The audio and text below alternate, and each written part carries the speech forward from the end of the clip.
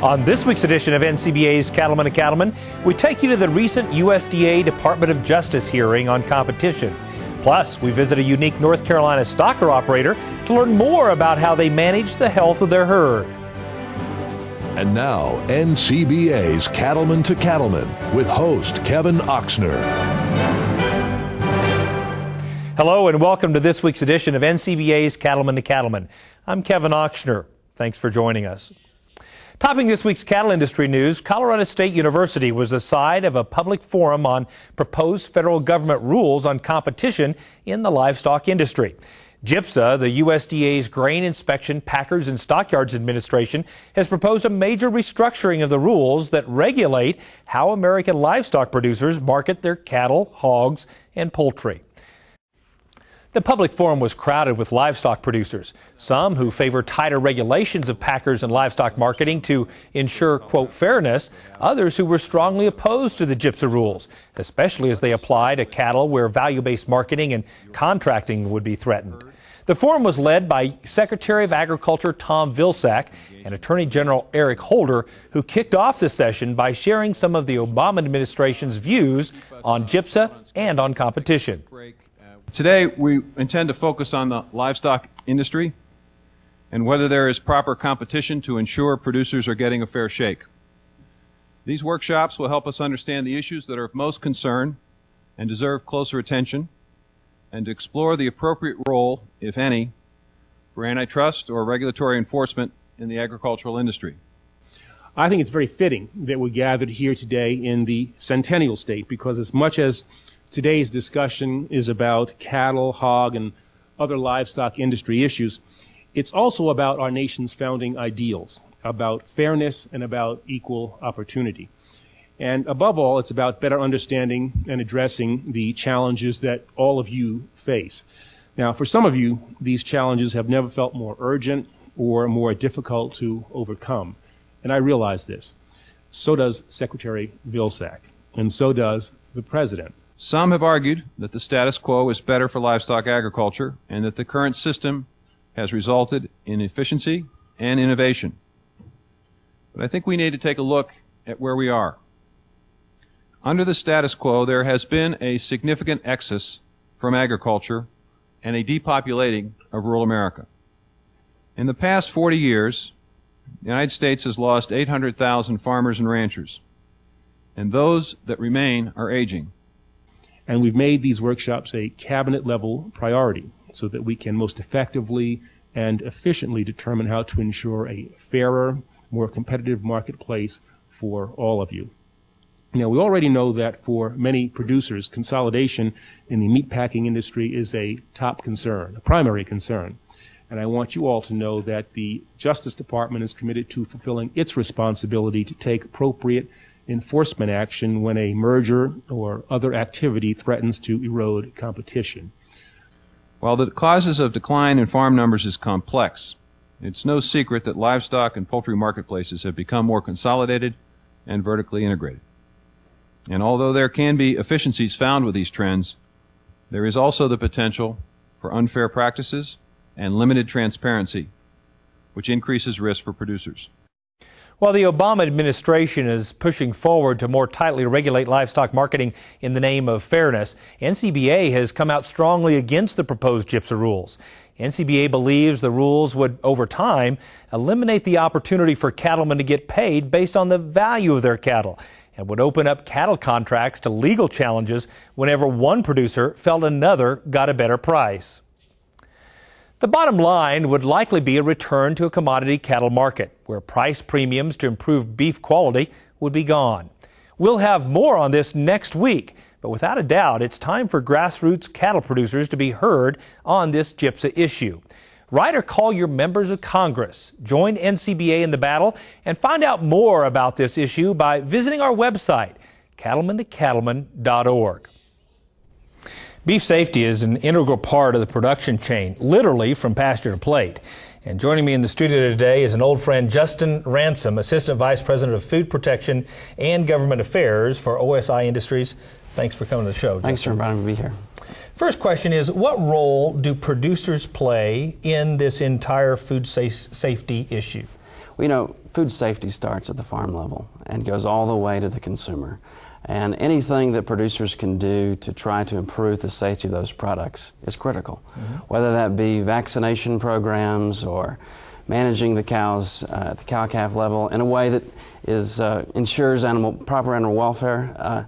Clearly, all those things affect food safety and perception among consumers. Absolutely. And from an industry perspective, not just think about producers, but a broad industry perspective, give me your perspective on how important is it to invest in food safety research? You know, food safety research is critical.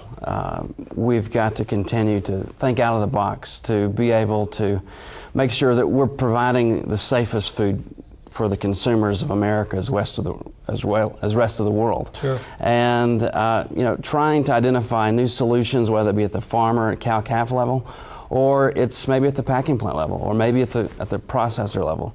So identifying new solutions, whether multiple hurdles, multiple parts of the process is critical for opportunities. And finding ways that the industry can work together. Right. You know, we talk a lot about whose responsibility is food safety, and a lot of times we like to throw it and toss it to other segments of the industry. One question for you, how visible will the producer be in the future relative to the entire food chain and their role in food safety? What do you see happening in the future in that regard? Well, you know, we've already seen changes in terms of how much information consumers are looking for about where their food is coming from, and anything that we can do at the farm level to improve food safety is critical. And so I believe in the future we're going to be seeing a more robust traceability system. Okay. And that we'll be able to story beef and as well as commodity beef. We're going to know where that beef comes from in order to give consumers confidence in the products they're purchasing. And that's what it's all about. Thanks so much for coming here and sharing your thoughts with us. Glad to be here. For more information, visit our website at cattlemantocattleman.org. Imagine going to a place where you don't know anyone, don't speak the language, and your safety is on the line. Well, that's exactly what NCBA Policy Division Chairman and California cattleman Bruce Havenfeld did, and he did it for one reason: to prepare steaks for our troops on the 4th of July. Cattleman to Cattleman reporter Justin Field takes a look at one man's journey to make a difference. I think it's probably one of the most personally rewarding things I've ever done in my life. At the recent cattle industry summer meeting, NCBA's Policy Division Chairman and former Marine Bruce Havenfeld gave a heartfelt presentation about his trip to Djibouti, Africa. I thought that was a great opportunity to go and pay homage to our troops and recognize the job that they're doing for us over there. For me, it was really important because of what we took. We had 14,000 New York steaks, fresh steaks, that we took all the way over there with us and barbecued for our troops on the 4th of July. And when we showed up with fresh New York steaks, you can only imagine the reception that we got. In addition to a steak dinner, troops also received another surprise. I went there with a few hundred caps from Beef USA, which were about as popular as the steaks.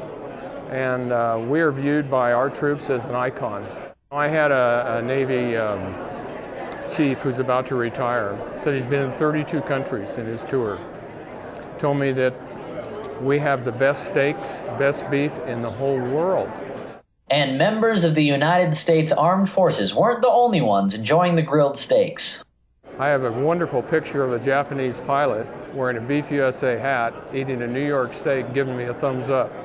And we were carrying on quite a conversation that neither one of us had any idea what the other one was saying. But the multinational forces were right in line with our troops to get their New York steaks from the US of A. Bruce says cattlemen in the United States should be extremely proud of the top quality beef they are producing. I think the folks that are in this industry can take huge value and pride in the fact that how we're viewed by not only our troops overseas, but people that live in other countries.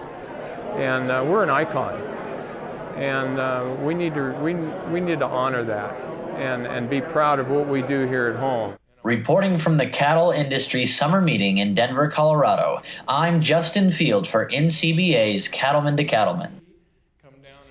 Join cattlemen and women just like Bruce today as a member of the National Cattlemen's Beef Association. Call us at 1-866-USA-BEEF or visit us at beefusa.org. Those of us who work on NCBA's Cattleman to Cattleman each and every week find it hard to believe, but we're preparing to celebrate our 200th episode. And to mark that milestone, we're airing a live episode of our show on December 7th. But we want to hear your story ideas. Send us an email at c2c@beef.org or check us out on Facebook by searching NCBA's Cattleman to Cattleman. Give us some story ideas that will be sure to make our 200th episode the best one yet. Ahead on this week's edition of NCBA's Cattleman to Cattleman. I think if you got a good nutritional program and you got a good health program, I think you're on the road to success. We head to North Carolina and learn more about how one stocker operator makes his herd health a priority. You're watching NCBA's Cattleman to Cattleman on RFD TV.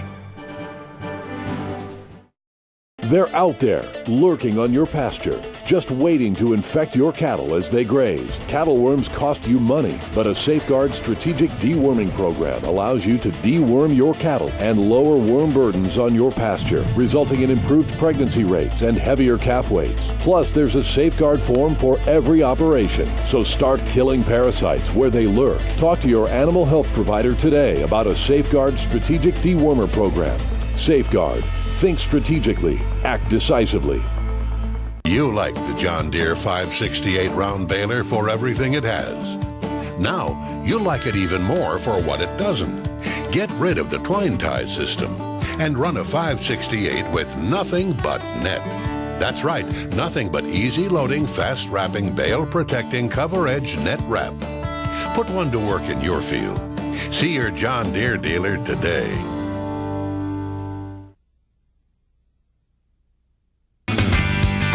Discover a great roundup for beef producers. Now, Boehringer Ingelheim Vetmedica Incorporated has rounded up the top brands of animal health products.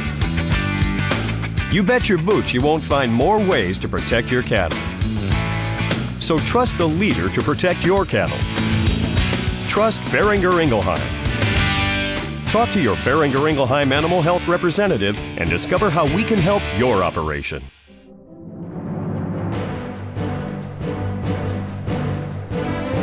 In today's economic environment, cattle producers are looking to maximize the performance of each animal. Not only do sick cattle represent lost productivity and increased labor, the financial impact can be devastating. Cattleman to Cattleman reporter Brian Baxter introduces us to a North Carolina producer who believes sound, on-arrival treatment protocols are the key to his operation's long-term success. For more than 40 years, Gilbert Clark has had a successful cattle growing and backgrounding operation in North Carolina. We never had a load turned down. We've always prided ourselves on having cattle that were to please the customer, and that's one thing we zeroed in on, was trying to please the customer. We wanted him to be happy. Gilbert Clark has a wealth of information. He is an excellent businessman, he's an excellent cattle person, and he's managed cattle, and he's adapted through all different kind of changes in the cattle industry.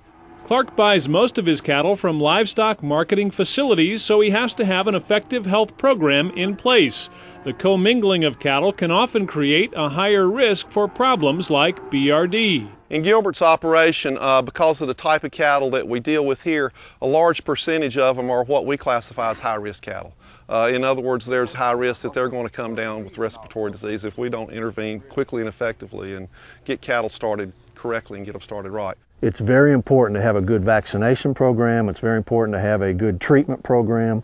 If their cattle are such that they're high risk on arrival, a good metaphylaxis program. So when you look at an organization like Clark Farms and seeing what they're able to get done with high-risk cattle that a lot of people have difficulty managing because of the BRD problems that they bring with them. You know, that's how Gilbert and his family make their living, is taking the risk out of those cattle and passing them on to somebody else that can take them to finish. We put a lot of emphasis on nutrition, and we put a lot of emphasis on our health program. And I think if you got a good nutritional program and you got a good health program, I think you're on the road to success. Staying on the cutting edge is important because BRD control and treatment strategies have advanced in recent years. At Clark Cattle Farm, they've come to trust Draxxin from Pfizer Animal Health as a key part of the operations on arrival protocol. In using Draxxin, we've seen an improved health in the cattle. And if you can keep a calf healthy and keep him eating, he's going to perform a lot better, he's going to gain a lot better, and when he gets to wherever he's going, if it's a background calf, he'll perform better for that individual also. I'd recommend these products to anybody that wanted to get them. You just don't find a drug that will last 12 to 14 days, and you're still getting some coverage from it. Utilizing a product that is effective against Mycoplasma bovis in cattle that are at risk for respiratory disease, and particularly to that particular pathogen, that particular bug, if you will, those things that can be happening subtly before we can even identify it clinically and intervene on an individual or a pen-wide basis. Draxxin has really made a big difference in our ability to get these calves started off on the right foot real quick. It's BQA friendly, it's not hard on cattle, that's real important, and it has a long effective half-life. So those are all really positive attributes that have really been beneficial here. We'll return to North Carolina with more tips on herd health next.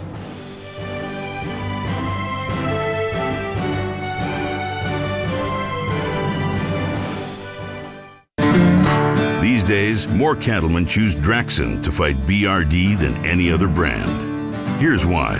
It works. We have fewer repulls, and the ones that we do repull respond, and we have fewer chronics in the end. To retreat anything it's a lot more expensive than using Draxxin as a first time. And the evidence backs up what most cattlemen already know. Draxxin cuts retreats by 50%. So talk to your veterinarian and check the online calculator at Draxxin.com. You'll see why Draxxin should be your first choice to fight BRD. Basically what it's allowed us to do with our operation is run more cattle through in a given period of time. It's just really been a good product to use. Do not use in female dairy cattle 20 months of age or older. Do not use in calves to be processed for veal. Draxxin has a pre-slaughter withdrawal time of 18 days. Please visit Draxxin.com or call 1-888-DRAXXIN for more information.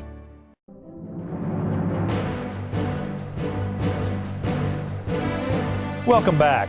Let's return to reporter Brian Baxter, who's learning more about how one stocker operation is managing herd health each and every day. Draxxin delivers a full course of therapy in a single dose, providing producers with a unique solution to potentially improve profitability by reducing mortalities and chronics. We've seen a decrease in death loss. We just haven't lost many cattle. 0.4% out of 1,200 is not too bad. If you think about it, you treat one animal, it costs you about $18 to treat one animal, okay? You save that animal, and that animal probably cost you about $500. It's probably the best job that I've seen in 18 years working with it as far as reducing morbidity. Our mortality levels are very good. We've had very little problems, and we've with the last 1,200 starts of these high-risk calves, we've used Draxxin, and it's been very impressive. Of course, some cattle in high-risk situations may require additional treatment. For these cattle, Clark uses Exceed sterile suspension from Pfizer Animal Health to improve the health of his cattle. With Draxxin, we have up to 14 days therapeutic benefit, whether that's on arrival or individual treatment. With Exceed, we have arguably 7 days. Draxxin has done an excellent job for us. Exceed has been one of the best treatment drugs that we could use, and we use both of them extensively. In fact, that's about all we use right now. Both of them work real fine for us. When you go through as many cattle as I have been through in the past 30 years, and you get something that works like Draxxin works or Exceed works, boy, it just makes your day. I mean, before we started using Exceed, I won't never forget it, or Draxxin. We had a bunch of cattle and we treated them with everything known to mankind. They did not respond to anything. Then after that, we started using Draxxin, and we hadn't had another one of them. We hadn't had another one of them wrecks since then. To get started on their own program, producers should work with their local veterinarian to establish a protocol that meets their operation's individual needs. It is important that you have people that you trust and that are, I would say, relatively unbiased. You know, they look objectively at what you're doing and help you make decisions that you can live with. You know, it's not my job to make the ultimate decision for Gilbert Clark, but it is my job to give him objective information to help him make a decision. Veterinarians can bring so much more to the table than I think still today many cattlemen don't realize. Give it a try. Call up your veterinarian and say, hey, whether it's let's have lunch and talk about it, or you're actually on a consultant basis and your veterinarian's paid by the hour, regardless of how that arrangement is set up, they can bring information to you that will impact the bottom line of your relationship. And I can't say that enough. The bottom line is there's potential value in using products that provide extended protection with one treatment, and in economic times like these, fewer retreatments can make a big difference. Anytime we handle an animal, there's a particular amount of stress involved. With good stockmen, good cattlemen out there, we minimize that in the way that we handle those cattle, but there's still a stress involved. So if we have a product that we can administer and get a full course of therapy with one injection, that gives us 7, 10, in the case, for example, of Draxxin, up to 14 days benefit of therapeutic effect. We achieve better response rates, lower death loss, lower chronicity or need to retreat animals, just with that one injection. It just freed us up so we could do more things when we didn't have to go to pens and bring cattle out and have these cattle at the barn and had to treat them and all, and we just liked it like that. We can't say enough for the drug. We like it. And I guess if I told the boys, I said, boys, we're gonna go start using another drug, I guess they would shoot me. Reporting from North Carolina, I'm Brian Baxter for NCBA's Cattleman to Cattleman. Now, if you'd like to learn more about Draxxin or any other Pfizer cattle products, just log on to our website at cattlemantocattleman.org. Stay with us. We'll be right back.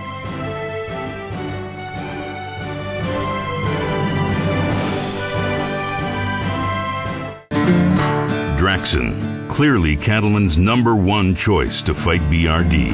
Here's why. Nothing is more depressing in a stalker business as the doctor and doctor. And you still have your chronics, you still have your death loss. And with Draxxin, we just found out that, especially with microplasm, you just had to be there to see the results. And the evidence backs up what most cattlemen already know. Draxxin cuts chronics and mortalities by 70%. So talk to your veterinarian and check the online calculator at Draxxin.com. You'll see, nothing gives you more for your money when you're fighting BRD. Just a great antibiotic. Very, very effective. Don't let the price tag scare you. It's a no-brainer. You just use it. Do not use in female dairy cattle 20 months of age or older. Do not use in calves to be processed for veal. Draxxin has a pre-slaughter withdrawal time of 18 days. Please visit Draxxin.com or call 1-888-DRAXXIN for more information.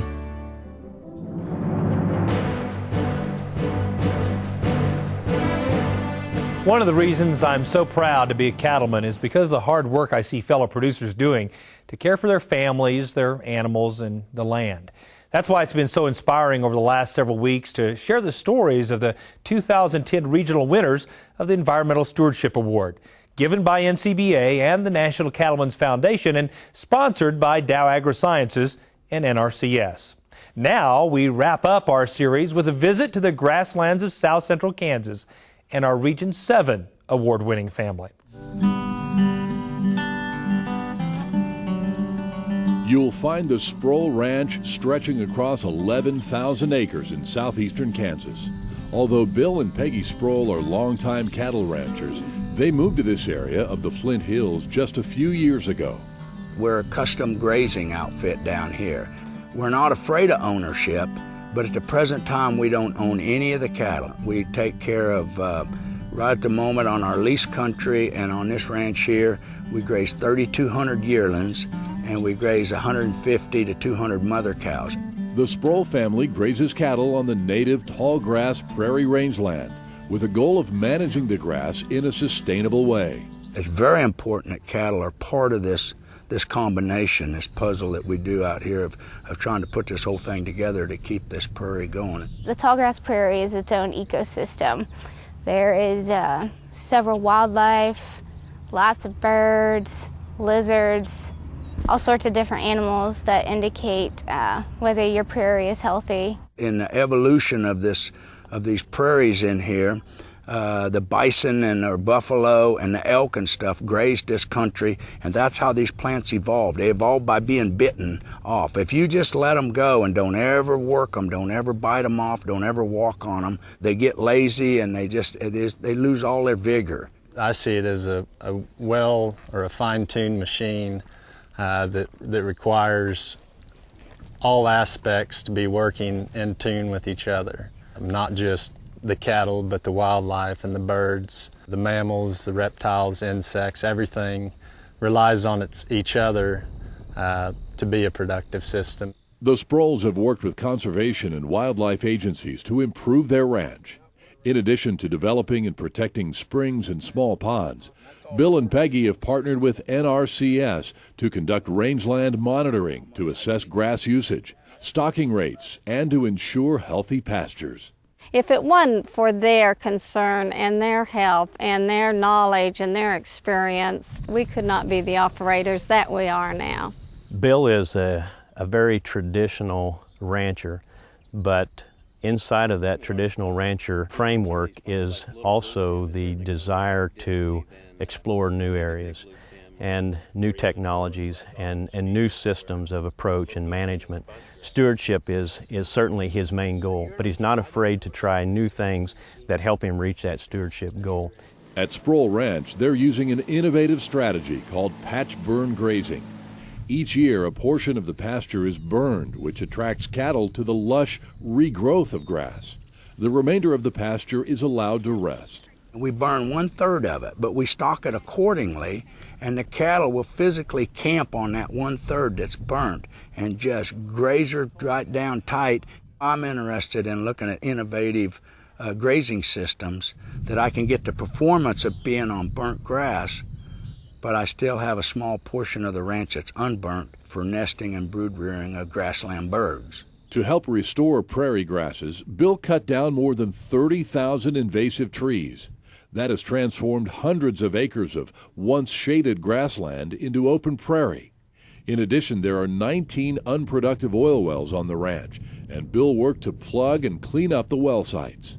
That's one of my greatest accomplishments, I feel, on this land, was to clean up those sites and get those holes plugged. It wasn't very pretty before, but boy, it sure is changing back. The earth is taking her back over. The Sproul family believes in leading by example, and they're always willing to share their time and techniques with fellow cattle producers.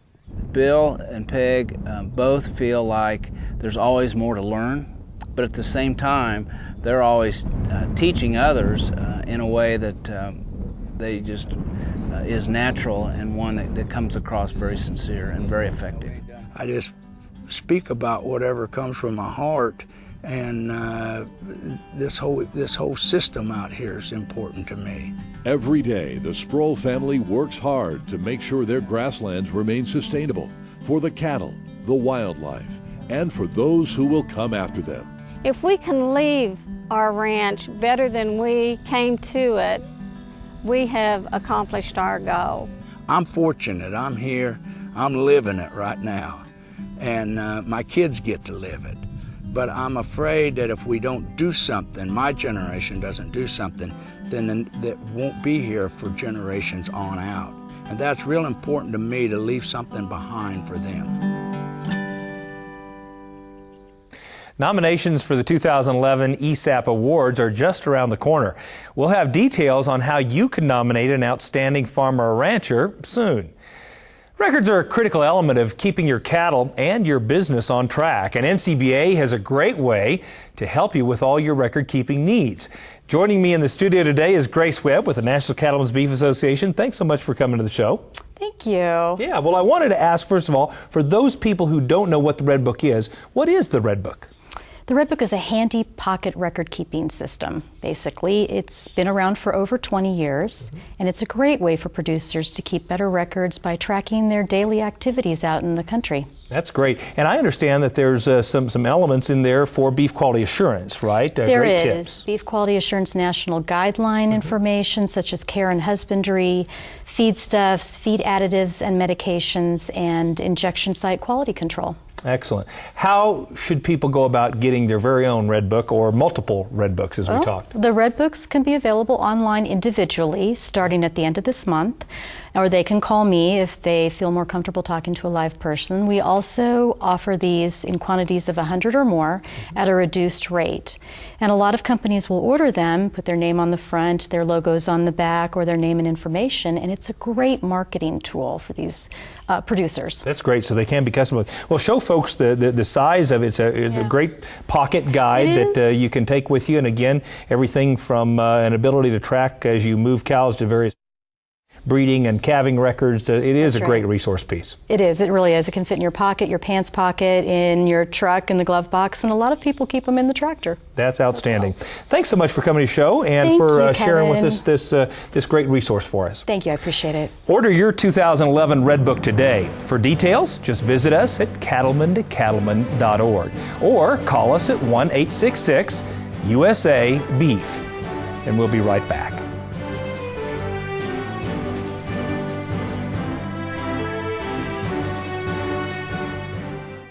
You're not responsible for the weather, just the cattle. And Rangeland works as hard as you do to deliver performance, production, and profitability. Cattle need consistent nutrition. They'll get it year-round with Rangeland products from Land O'Lakes. Deliver what they need free choice in weather-resistant loose minerals and mineral and protein tubs. Get the most out of your forage. See your Land O'Lakes Co-op for products that will stand up to whatever Mother Nature throws at us. Weather's coming in. Rangeland. Consider it done. Comprehensive, practical, powerful. Now's the time to put the power of DNA to work in your herd with the comprehensive Identity Profile. The inside information from Identity can help you make more confident replacement heifer and herd sire selection decisions, add marketability to your feeder cattle, make faster genetic progress, and more. The best time to get started is when you're already working cattle during branding, weaning, or bull soundness exams. Get started today. Visit iGenity.com or call 1-877-IGENITY to put the power of DNA to work in your herd.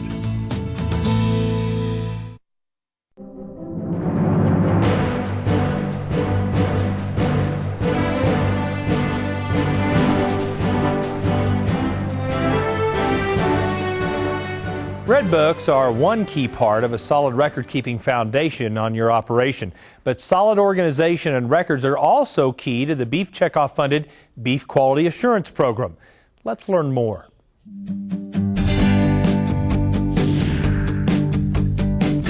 Hello, my name is Brad Schneider, and I'm here to bring you another segment in our series on beef quality assurance. Today we are in Cozad, Nebraska at Will Feed Incorporated. Will Feed Incorporated is a small family-owned cattle feeding operation in central Nebraska. Today's segment will focus on the importance of keeping accurate and detailed records on your operation. As our industry is under ever-increasing scrutiny from outside groups, the importance of accurate and detailed records cannot be overstated. They are your proof that you're in compliance with all applicable rules and regulations, that you responsibly use pharmaceutical products, and that you're a detail-oriented manager dedicated to improving the efficiency on your operation. I'm here with Ann Burkholder, General Manager for Will Feed Incorporated. Ann has been active in the day-to-day management of the feed yard for the past 12 years. Ann, can you tell us about how you got involved with the BQA program? I got involved in the Beef Quality Assurance Program in 1997 when I moved to Nebraska and began working at the feed yard. I was looking for management tools and ways to educate myself so that I could offer good care to my animals and produce safe beef. Can you tell us some of the types of record keeping that you keep here on your feed yard? Absolutely. We keep records about everything. We have records of how we handle cattle when they come in. We have records of how we process cattle. That would include the animal health products that we use, as well as the serial numbers and the withdrawal times and the route of administration. We keep records of when we move cattle through the feed yard. We keep records of rations as we move cattle up onto feed. We keep shipment records. We keep records of all of our animal health products when they come into the feed yard, as well as when we use them. And then we double check all of those records before we ship animals. So you name it, I've got a standard protocol for it. It's part of the way that I try to make sure that I have the tools that I need to do a good job, and my crew has the tools that they need as well. How have these records improved your efficiency as an operation? I believe that record keeping is the core of a good operation. We have a very, very low pull rate here at the feed yard. It's well less than 5%. We also have a very low death loss rate here. And I believe all of those things are tied in with good record keeping and passing information up and down the beef chain. So they play an integral role with that. The other thing that we do here is we feed a lot of age and source verified cattle. And so I'm tracing cattle from a source and a birth date all the way through the feed yard and to the packing plant, and that enables me to sell those calves for more money. What advice would you offer to producers who could use a little improvement in their record keeping? Record keeping is so important. You know, 20 years ago we thought we were in the grass business, or we thought we were in the cattle business, and we very rarely thought about the fact that we were in the beef business. And it's so important for us today to make that transition. Because what a cow-calf operator does on the ranch is going to affect that calf throughout his life. And I need to know what happens on the ranch so that I can deal with them appropriately when they're in the feed yard, and I can send the highest quality beef to the packing plant. I believe that I'm in the business of caring for animals, and I'm in the business of caring for animals that I'm going to harvest to feed to my children and your children and children all over the world. And that puts me in the beef business. We need to be vertically collaborative with our record keeping all throughout the beef industry so that we can make sure we set those calves up for success and produce the safest beef possible. There are several basic record categories that are important to producers throughout every step of the chain. Every animal in our facility has an individual identification number. It doesn't matter if it's a commodity calf or a niche verified calf. Every animal in our facility has an individual tag number. So if we pull and treat a calf with an antibiotic because they get sick, all of that information is tied back to that individual identifier. We also record how much the animal weighs, what his temperature was, why he was pulled, the date that he was pulled, what he was treated with, and then we figure the withdrawal down at the bottom of the sheet. So we keep all of that information so that we can track that individual calf in terms of withdrawal, and then in terms of performance as well. We track most of our animals from ranch to rail. So we're looking at performance both at the cow-calf operation in the feed yard and then at the packing plant. And so keeping that individual data enables us to be able to trace that calf individually all throughout its lifetime. It's very important to keep track of animals the entire time they're on your operation, starting when they arrive. Receiving records would be documenting when the actual pharmaceuticals arrived at the feed yard. We'll have an invoice from the veterinary clinic. We'll also have a record of when that particular bottle with that particular serial number was opened and used and then was finished. So those are kind of receiving records in terms of when pharmaceuticals would come on the place. In addition to that, we keep inventory records. We check our inventories once a month. We also are measuring our bottles when we do that to ensure that what's actually in the bottle is what's supposed to be on the piece of paper as well. We weigh everything individually in our squeeze chute so that we can individually figure dosages when we're talking about using antibiotics. So we try to do a really good job of making sure that we use the right antibiotic and we use it at the right dose level and very specifically in terms of that particular animal. And I think all of that comes into record keeping as well. It's just doing all the little things right to make sure that we're judiciously using our antibiotics and we're documenting when we're using them. More record-keeping tips up next. Stay with us.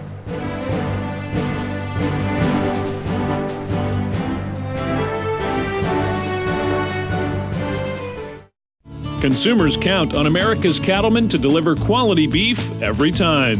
So in your daily work to raise cattle, keep quality top of mind in everything you do, in the care, feeding, and handling of your animals. You can be a part of a national program that provides sound, proven guidelines for beef cattle production that will establish you as a leader and responsible stockman. Beef Quality Assurance, or BQA, is a national program funded by the Beef Checkoff that can help you strengthen your operation, improve cattle care, drive more value to the bottom line, and increase consumer confidence in the quality of America's beef.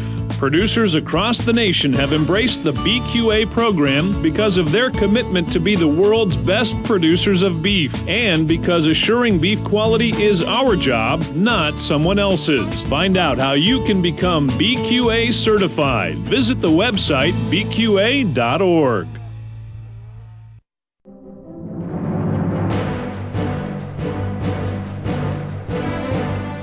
Welcome back. Let's return to Fort Collins, Colorado to learn more about how you can put a checkoff-funded beef quality assurance record-keeping program into place in your operation. Treatment records are important to assure good communication with the veterinarian to prevent drug residues and to track total herd health performance. We keep both group treatment records and individual animal health treatment records for all of our animals here at the feed yard. We individually identify every animal that's on feed here so that we can trace those animals all the way through their life cycle.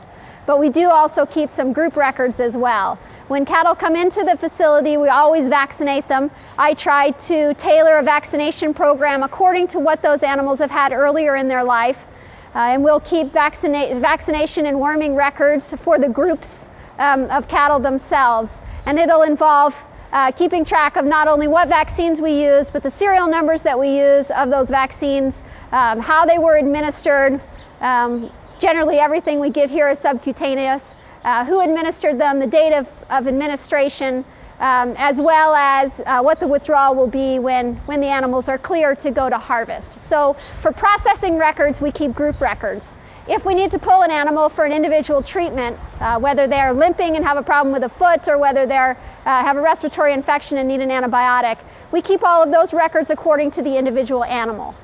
So we'll take the ear tag numbers of the calf. In fact, many of the calves in our yard are carrying 2 different individual identifiers. We'll record all those numbers along with what the animal weighed, what his temperature was, why he was pulled, the date that he was pulled, what antibiotic was administered, what level that antibiotic was administered at, and then also what the withdrawal will be on the calf.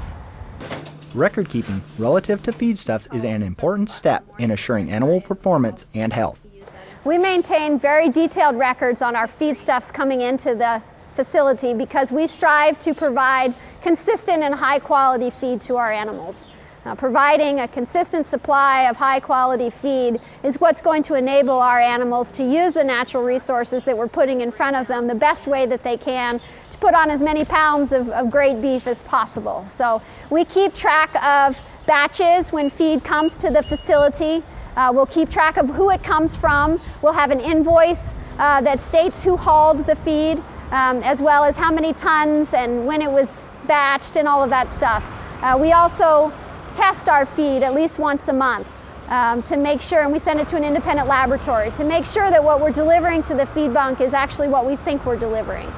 So we'll test the quality of our wet distillers grains, we'll test the quality of our mineral supplement, we'll test the quality of our forages and our rolled corn as well. So we're maintaining records and we're testing our ingredients at least once a month. Proper storage and handling of farm chemicals is vital to implementing a beef quality system. In keeping with the HACCP philosophy of beef quality assurance, we try to make sure that we set up our operations so that nothing's going to go wrong that isn't supposed to. So we have a separate building that we keep our pesticides and our herbicides in. The building is locked, and that's the only thing that's stored there. And it's very far removed from any of our feedstuffs. And so having it that way enables us to make sure that there's absolutely no way that the wrong thing is going to get in the feed truck and delivered to our cattle. Recording important information from the healthcare products purchased and used on an operation are central to meeting BQA standards. We keep an inventory record of all the pharmaceuticals that come onto our place. We inventory when they come in, what the serial numbers are, and then also when we administer them. And our individual treatment sheets then are tied back to those incoming record-keeping systems showing when the products actually showed up on our place. So we do that in terms of an inventory coming in. I also take a monthly inventory of all the products that we have housed so that I can use that as a check and balance system in terms of our individual record keeping. How much of one product did we use, and does that match with where we started at the month and where we ended at the month? And so we use a couple of different record keeping programs or record keeping styles in order to ensure that we've got a checks and balances system in place for the amount of product that we're using.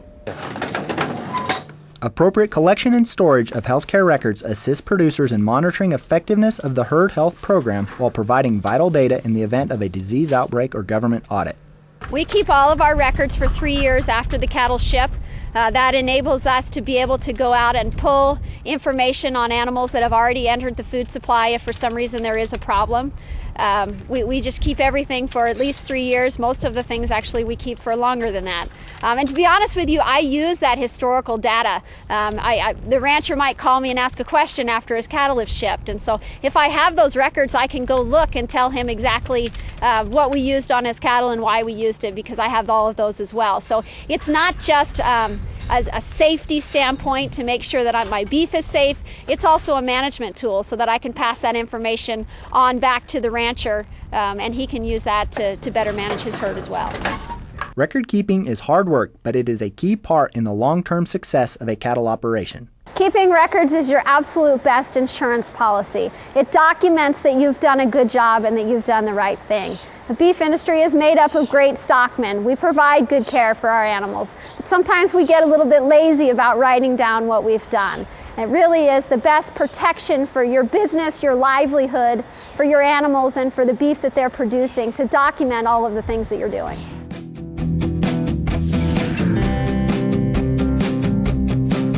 As our industry faces ever-increasing scrutiny from outside groups, the importance of accurate records cannot be overstated.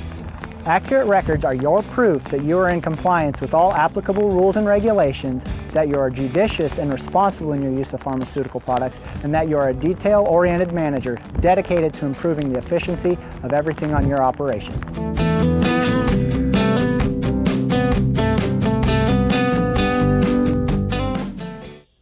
Again, for more tips on record keeping and to learn how you can become certified in beef quality assurance, visit bqa.org. Stay with us. Baxter Black is up next. Beef Quality Assurance, BQA, is a program designed to ensure the consumer that your beef is safe and wholesome and of the highest quality, and it lets the buyers of your calves know that you know what you're doing. It's consumer friendly and can be a big part of giving them a great dining experience. So check it out at bqa.org and see what it takes to get involved in your state. Whether you got 15 cows or 1,500, it's the right thing to do. Trust. Out here, it's that rare combination of reliability, integrity, and the peace of mind that comes with having both. After 20 years of making hitches, the B&W turnover ball has become the most trusted gooseneck hitch in the country. Why is that important? Because trust is not only hard to earn, it's hard to find. The turnover ball gooseneck hitch by B&W. Trusted. The world has been blessed by an abundance of horse trainers, clinicians, whisperers, enthusiasts, and equiphiles, and I too have a few tips to pass along that I learned mostly the hard way. Number one, always be riding your horse. More riders get unseated due to not paying attention than to bronchi horses. A misstep, a badger hole, a jackrabbit, a piece of paper, a puff of wind, or a brain flatulation can cause your horse to berserk. He'll jump sideways, rear skitter and whirl, and now he's over there and you're over there, but you're in midair. It's all about riding with your legs. This piece of advice can be applied to driving your car or taking a class. Keep your eye on the road, your hand on the wheel, and your mind on what you're doing. Another larger-than-life guideline is if your horse is doing what you want him to, give him his head. How many times have you seen new riders simultaneously pull back on the reins and kick them in the ribs? I tell them it's like stepping on the brakes and the gas at the same time. It doesn't work. Another suggestion is if you plan on getting throwed, ride on the balls of your feet. If you think you can ride it out, shove your feet all the way into the stirrups. Remember, most riders' injuries occur when they hit the ground. You stand a whole lot better chance of survival if you stay in the saddle. We're talking about confidence here, not bravado. And here's an idea. When your horse stumbles, lift up his head. A horse's head weighs as much as a bag of cement, and by lifting his head and leaning back, you move the center of his gravity to the aft, and like a boat, the nose will come up and he can get his feet under him. Same for students and puppies. Sometimes you got to pull them back long enough to let them catch their balance.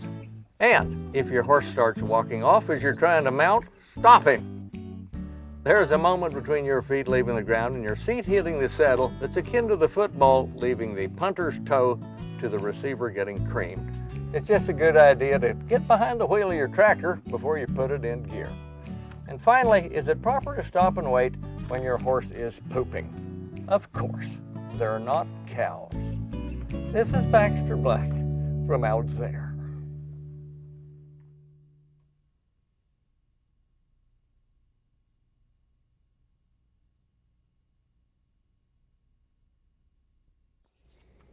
Thanks, Baxter. Next week on NCBA's Cattleman to Cattleman, we'll talk to cattle handling expert Dr. Temple Grandin.